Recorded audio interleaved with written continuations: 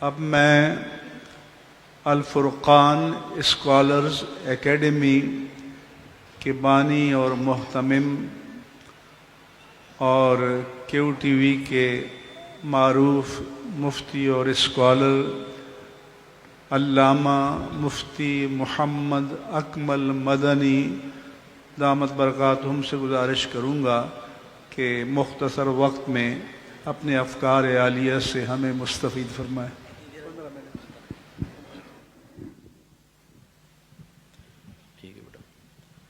الحمد للہ رب العالمین والصلاة والسلام علی سید الانبیاء والمرسلین اما بعد فاعوذ باللہ من الشیطان الرجیم بسم اللہ الرحمن الرحیم۔ میں اولاً اپنے بزرگوں کا شکر گزار ہوں کہ آپ ہمیشہ چند کلمات کہنے کا موقع فراہم کر کے ہم چھوٹوں کی حوصلہ افزائی فرماتے ہیں۔ آپ کو مبارکباد پیش کرتا ہوں کہ ایک اور گلدستہ آپ کے لیے عظیم الشان ثواب جاریہ بننے کے لیے تیار ہے۔ آپ سب بچوں کو بھی مبارکباد پیش کرتا ہوں جو آپ کے متعلقین تشریف لائے ہیں۔ آپ سب کو بھی بہت بہت مبارکباد کہ ماشاءاللہ آپ کے بچے آپ کے لیے بھی ثواب جاریہ اور میرا حسن ظن ہے کہ میدان محشر میں نجات و بخشش اور بلندی درجات کا سبب بنیں گے۔ جیسے جیسے لاسٹ میں کسی کا بیان ہوتا ہے ہم سمجھتے ہیں شاید وہ بہت امپورٹنٹ شخصیت ہے، لیکن ہم جیسے غیر اہم بھی آخر میں آ جاتے ہیں، اور سب سے مشکل اسی کا بیان ہوتا ہے جو آخر میں آتا ہے، اس لیے کہ اتنا مواد بیان ہو چکا ہوتا ہے پہلے کہ وہ سوچتا ہے میں کروں کیا۔ لیکن بہرحال جو کچھ میں سوچ کر آیا تھا میں چند چیزیں آپ کی گوش گزار کرتا ہوں۔ رسمی بیانات سے ہٹ کر میں چند کلمات آپ کی خدمت میں ذکر کروں گا، اور خصوصاً میں توجہ چاہوں گا۔ جس طریقے سے بے توجہی کے ساتھ ہمارے ہاں اس وقت بیانات سنے جا رہے ہیں، کچھ تو بہت اچھے متوجہ ہیں، لیکن شاید ہمارے طالب علم سمجھ رہے ہیں کہ بھئی جلدی ختم کرو، دستار بندی ہو، ہار ڈلیں، فوٹویں کھینچیں، سیلفیاں ہوں، پھر وہ خواب کے علاقے میں جائیں گے تو مبارکباد اور یہ اور وہ ہوگی۔ یہ جو تقریریں ہوتی ہیں وہ کہتے ہیں یار یہ بہت سنی ہوئی ہیں، جلدی ختم کرو۔ تو اس لیے اکثر طالب علم غور سے سن ہی نہیں رہے نا، کہتے ہیں بولتے جاؤ، ہم خود سوچ رہے ہیں کچھ۔ ایسی جو ہماری عوام بیٹھی ہوتی ہے وہ بھی بعض اوقات نیند کے غلبے میں ہوتی ہے، اور کچھ کہتے ہیں کہ بھائی جلدی ختم ہو، پھر ہم نے کہیں دور علاقے میں پہنچنا ہے۔ میں گزارش کرتا ہوں کہ جو بھی عالم دین کسی بھی مجلس اور محفل میں بیان کرے بہت غور سے اس کو سنیں، اور خصوصاً میں اللہ کا کرم ہے، بزرگوں کی برکت ہے، ہر چیز کو غور سے سن کر اس میں سے کچھ نکات سیکھنے کی کوشش کرتا ہوں۔ ہر ایک عالم دین کچھ نہ کچھ سکھاتا ہے، تو اس لیے سیکھنے کی کوشش کریں۔ چند کلمات عرض کروں گا، غور سے اس کو سنیے گا۔ ہم الحمدللہ علم دین سیکھتے ہیں، کیوں سیکھتے ہیں؟ اس کے بنیادی مقصد کو پیش نظر رکھنا، پھر اس کے مقتضا کو پورا کرنا، اس کے تقاضے کو پورا کرنا انتہائی ضروری ہے۔ جب یہ دو چیزیں کہ مقصد حصول علم سامنے نہ ہو، اس کا تقاضا ہمارے پیش نظر نہ ہو، اور اس کے تقاضے کے مطابق ہم عمل نہ کریں، تو معاشرے کی وہ صورت نظر آتی ہے جو آج آپ کو نظر آ رہی ہے کہ آج یہاں پر ایک جاہل یوٹیوب پر بیٹھ کر اپنے چنے بیچ کر، اپنے مسالے بیچ کر وہ فالوئنگ حاصل کر رہا ہے ملینز کی، اور ہمارے وہ بچے جو 10 سال مسلسل محنت کر رہے ہیں، استادوں کی ڈانٹیں سنتے ہیں، محنت کرتے ہیں، ان کی فالوئنگ کتنی ہے صاحب؟ گھر والے بھی سننے کے لیے تیار نہیں ہیں، گھر کی مرغی دال برابر۔ مسجد والے سننے کے لیے تیار نہیں ہیں، کمیٹیوں کے سامنے سر جھکے ہوئے ہیں، سیٹھوں کے سامنے سر جھکے ہیں، بعض اوقات ہمارے اہل علم کے۔